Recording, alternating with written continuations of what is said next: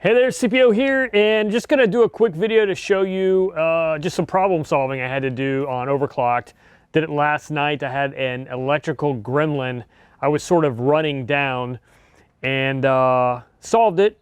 Just sometimes it's helpful to see how other people process problem solving, and particularly with electrical challenges, they can be tough to figure out where to start. So I'll tell you sort of what my problem was, what I did to narrow it down. I've got a lot of electrical things happening here. I have dual batteries. I have a waterproof fuse relay box that controls the electronics. I got a bunch of other electronics in there. So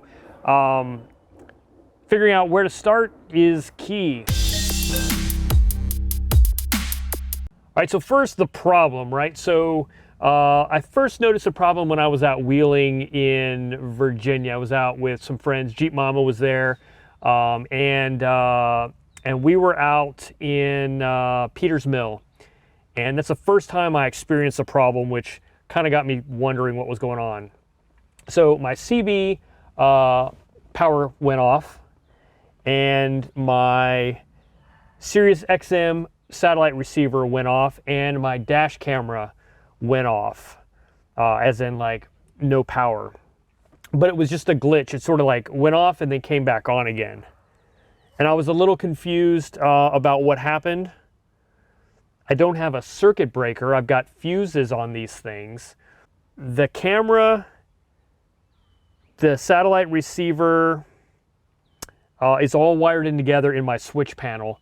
The CB, however, is wired separately, separate fuse, but they both come off the waterproof fuse relay box.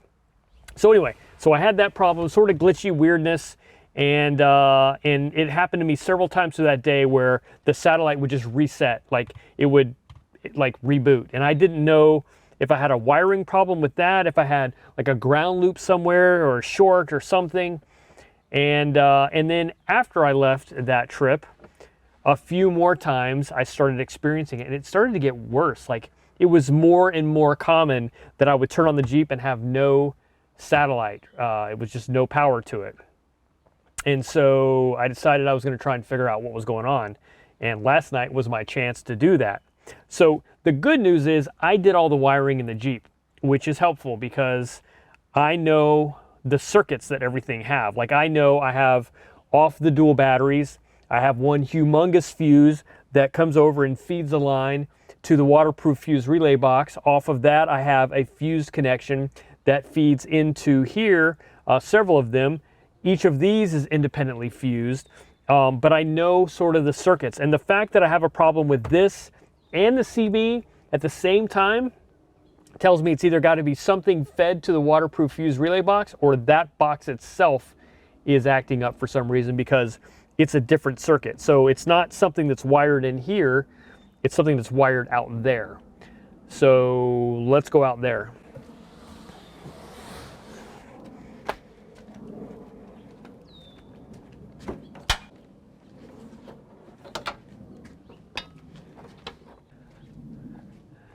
All right, so I've got dual batteries, and there was a point in time where I was wondering if maybe there wasn't something goofy with this stuff.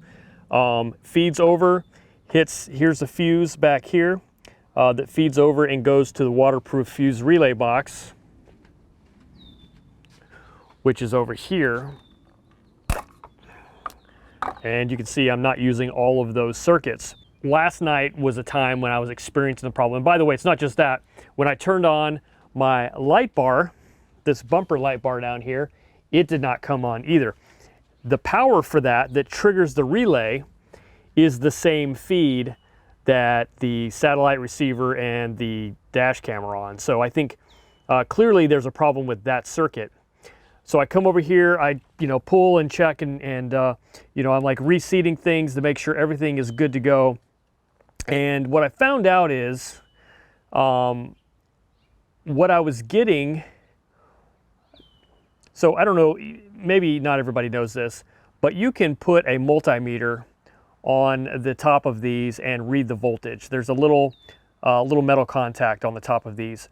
So I put a multimeter on there, and I wasn't getting 12 volts. What I was getting was like 0.17, like something ridiculously low. on all of them. So I started looking at the voltage feed that comes around and goes over to the batteries. And that took me to following this circuit around, and that's actually this big wire here. I checked voltage on this and I was getting 12 volts. So 12 volts here, but by the time it makes its way over, it's like 0.17. Like, I don't even know. It's like, I don't know, atoms in the air are providing voltage. So I reached back in here and started manipulating this fuse. I've since cut this out. It was zip tied in there, but I haven't re-zip tied it back up. But as I was touching it, suddenly, oh, my light bar came on.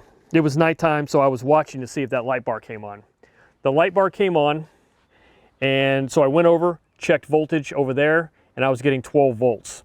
So I realized it was something to do with manipulating this wire, whether there's a loose connection or something. And what I think happened is these caps here unscrew.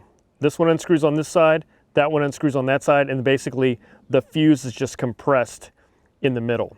So what happened is, over the course of the last, 2.5 to 3 years that I've been using this thing, these have started to vibrate loose and spread just enough that I was losing connection intermittently of that fuse, which basically kills the entire system. So what I did was tighten that down. Now what I recommend and what I'm going to do is I'm going to take some electrical tape and just basically wrap the seams so that can't accidentally back out anymore. Although I may use this as an excuse to put a resettable circuit breaker, something like this that I use for my winch. I'd like to do that there instead of a blow and replace fuse system. But anyway, that is it. That is the problem statement, and then how I tracked it down and what the final solution was. So since then I've had no issues, and it was happening pretty consistently. So I'm pretty sure that was my problem. So yeah, just thought I'd share that since I was having some weirdness and had to do some troubleshooting to figure out why. Anyway guys, thanks for watching. I'll catch you on the next one.